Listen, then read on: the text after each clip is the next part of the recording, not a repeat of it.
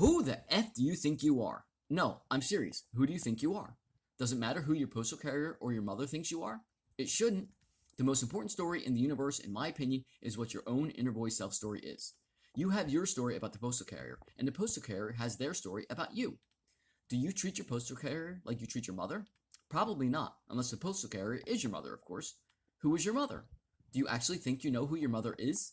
You have a story about your mother, just like your mother has a story about you.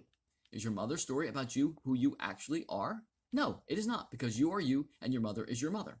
What is the difference between your postal carrier's story about you and your mother's story about you is their stories are all about them and have nothing to do with you. Their stories have everything to do with them, just like your story has everything to do with you. What you find important, what you think, what you, etc., etc.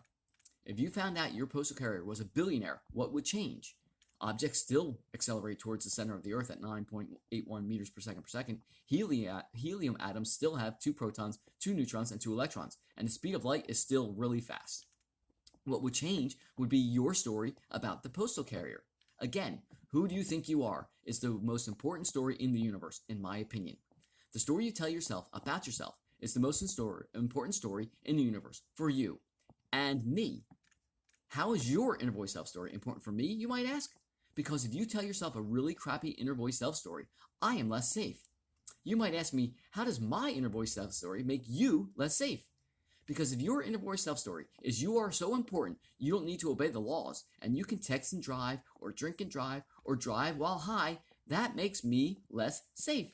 Because I drive on roads, walk on sidewalks, and inhabit this planet with you. Again, who the F do you think you are? Think about it. Bye.